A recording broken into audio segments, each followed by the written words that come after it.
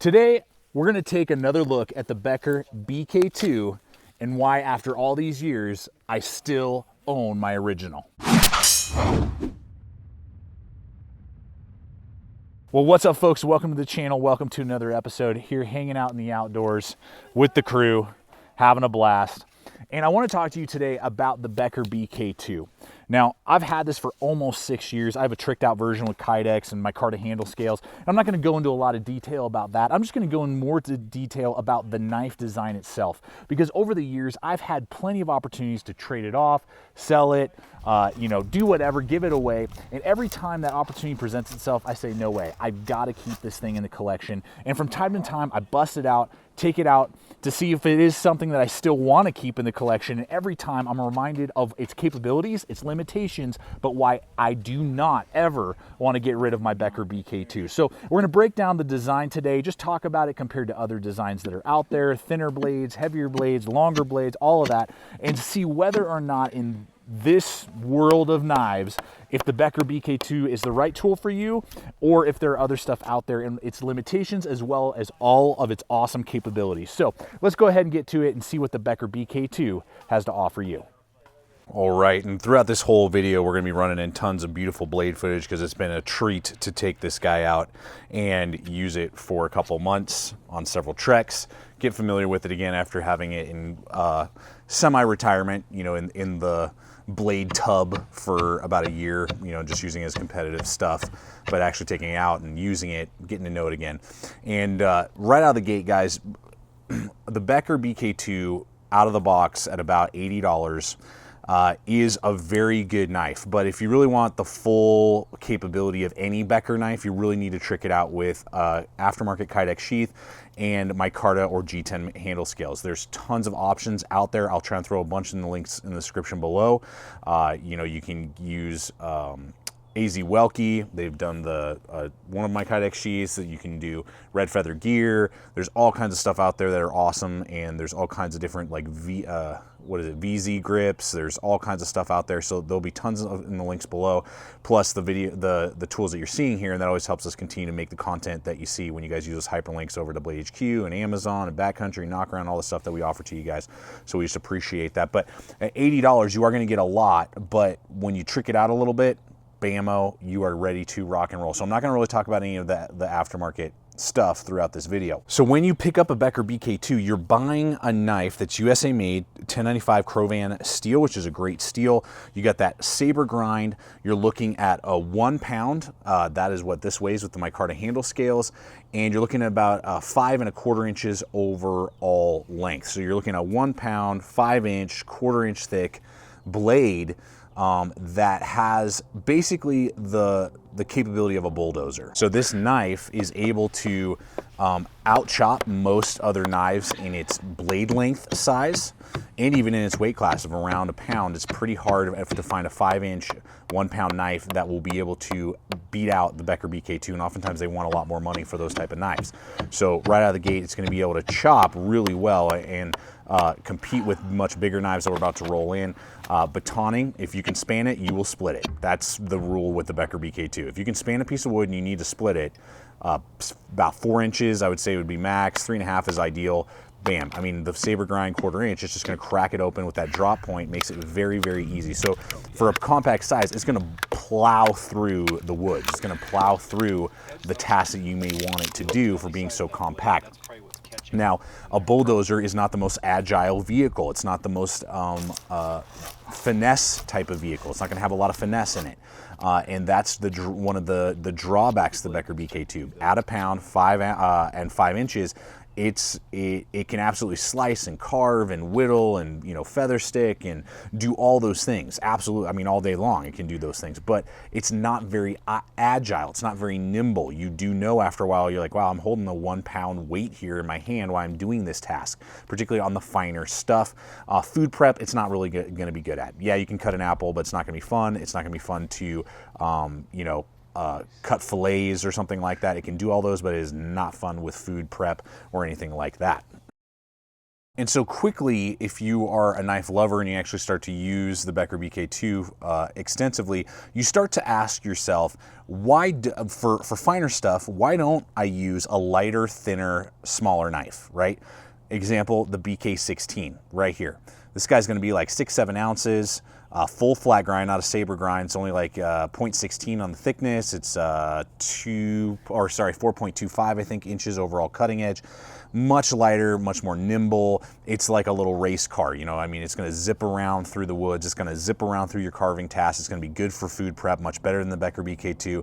And all of your finer detail work, it's not gonna fatigue you like a Becker BK2 will. And on the flip side, you might be sitting there when you're batoning and you're chopping, you're like, man, I need to span like more logs. I can't quite span the logs that I need to for certain tasks. And I really need some more reach and a little bit more front heavy weight for actual consistent chopping, because I'm gonna chop a lot with this knife. I'm chopping, and it's doing good, but man, I know that there's stuff out there that is better. Example, end point, the Becker BK, I think this is the 29. They don't make this anymore. This is with that cool clear coat on there. Why not pick that up? You know, it's gonna be like 1 ounce heavier. I think it's like 17 ounces, has the exact same handle ergonomics as the BK2, but you're getting 4 more inches almost of blade length. You're getting a similar saber grind, and it's gonna be 0.18, so 3/16 of an inch thick, which means it might not split logs quite as well as BK2, but you can span more, so you can actually process bigger logs. So in reality, I mean, it makes more sense to have a fully inclusive system to buy a Becker BK16 and a Becker BK9, and you rock those heavy tasks, big tasks with the BK9, fine, delicate, finesse type of work with the BK16, and just dump the BK2 altogether. And that is a very astute observation. I would say is absolutely a great way to go, and if you have the money to do it. But in order for you to do that, just out of the gate, you're gonna be investing easily about 180 bucks, and that's just with the basic out the door knives. And then if you do any sort of customization, which you can obviously do over time, I mean, you're gonna be spending a lot of money to get that. And so this is where I really feel like the Becker BK2 has a home, and why I have not gotten rid of it yet. It's a great starter knife. It's a knife that's great for somebody who they have the money, they want a quote unquote survival knife, but they don't have the income either for 2 different knives of different sizes, or they just don't want to have to carry 2 tools with them everywhere they go. And they'd rather have a one and done tool that is a jack of all trades, but it's not going to be a master of anything. It can out-chop the Becker BK16 and out-baton, but it won't out-carve. And it will be able to out-carve the Becker BK9, but it won't quite out-chop or out-split it with most tasks. So this is a great middle knife. It's a one-tool option where these two, you could argue, depending on what you're doing, they could be one-tool options, but this would be, I think, the best one-tool option between all 3 of these, because you can still get if you're gonna ask me, hey, go carve a wood spirit or a spoon or a notch and a spear and all those type of things, I'd rather do it with the Becker BK2 than the BK9. And if you're asking me like, hey, go chop down a couple saplings and split some wood for the fire, I would way rather do that with the Becker BK2 than a BK16. That's not gonna happen, or it's gonna take me all day. So it's able to blend the two, and it's also almost indestructible. You can look online, and every knife can break, and you'll find a few people who have broken a Becker BK2. It's usually a bad heat treat. It's not because the knife itself, there's something wrong with its design. And so that's what I really feel like when I went back to saying it's a starter knife also, as well as kind of a one-tool option knife, is that I can hand this Becker BK2 to any person, and I'm not worried about the knife being broken or damaged. I'm not worried about them snapping and breaking the tip because they're doing something stupid. I'm not worried about them snapping it down the middle because they're batoning something that they shouldn't. I'm not worried about them gonna like fall and stab themselves as easily as say something else. You know, so a rookie person it's a good kind of training knife. It's almost like, I hate to say this, like a minivan for your 16-year-old driver who just got their driver's license. That's going to probably be the best vehicle for them. They can still have their friends and hang out, but it's big, it's safer for them, it's not super fast, they're less likely to be getting a speeding ticket or, you know, whatever, and it's a great kind of take to a campsite, you're car camping, you're out on a hunt with everybody, and you just need a general purpose camp knife or something like that. Throw it in the stump, and who cares who gets their hands on it? You're not concerned that it's going to be broken after the evening is over, or someone's going to do something stupid with it. It's going to last and survive, and it's a great surviving knife for rookies or people who are just getting into knives. Maybe you're not quite sure what is a tolerance for a knife. You know, I can read most knives and know, okay, this piece of wood is going to break this knife if I try and go through it, versus that piece of wood is not, and what to do with what situation, and that takes time, that takes experience, and people who don't have that type of experience, it's a great option for that as well. Whereas a Becker BK16, you know, is like a really elegant, like a Corvette. You know, it's slim, it's sleek, it's fast, it's quick, it'll slice like crazy, but it's fragile, and you don't want to necessarily give that to, you know, a new driver. And on the flip side, the Becker BK9 is like the lifted F250.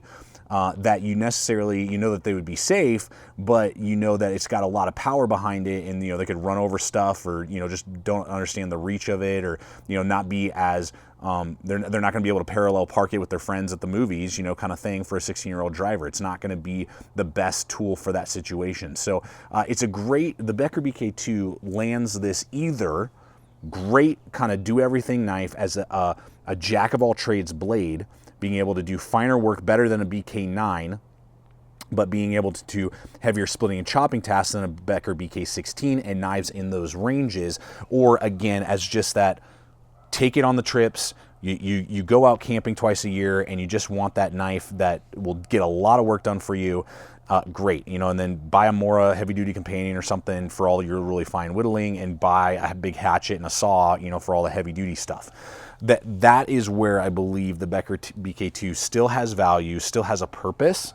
If you're somebody who really uses tools a lot, and you are willing to either throw it on the money or have the knowledge and experience to move past the Becker BK2 and get, say, a combo like a BK9, BK16, or something else like that, and a saw, and you know really how to work that stuff, and it makes sense to you, then of course the Becker BK2 becomes obsolete. It becomes something that's a novelty. It's interesting. Yeah, that was like one of my first survival knives, but I moved way past that. I totally get that, and that's more where I am, but I keep it in the collection because it is fun to bust out from time to time. It is absolutely a one-tool option that can get a lot of work done for a lot of tasks, and it's a great knife to hand off to people when I'm using and I'm testing some, you know, $300 knife that I definitely don't want to hand a buddy who, you know, goes camping once a year.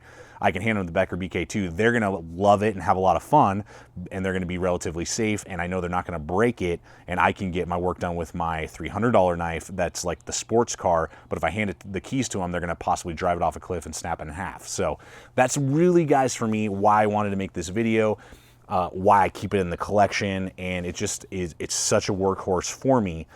It is not the best at anything, but it is good enough at almost everything. So that's why, guys, I love this tool and keep it in the collection. And if for you to either consider picking one up, depending on the scenario you might think you want to use it in, or to possibly just pass on it and pick up your BK9 and 16 and go have a blast, depending on your skill level, your situation, and your price point. Well, folks, there you have it. I hope that you have enjoyed this video. If you're new to knives, or you've been considering the Becker BK2, I just hope that this has shown you what it can do, what it can't do, and whether or not it is something to throw your hard-earned money on or not. But for me personally, it's not the perfect knife by any means, but it is a knife that I have to keep in the collection, and when I do bust it out, it is a blast to use and has a lot of capability. So I hope that this video has just been informative, enjoyable. For those of you who love Becker BK2s, I want to hear your comments below. I want to hear your love for it, and those of you who have passed on it and why. So that's always something that I love, is hearing the comments below and hearing from you guys and the relationship and the community that we have here at Gideon's Tactical. Thank you so much for joining us today. Please check us us out on Instagram and social media if you haven't checked us out over there yet. If you're not a current subscriber, I invite you to become part of the GT family, throwing up videos like this every single week. And finally, folks, always remember, stay equipped, stay prepared, and we'll see you out there.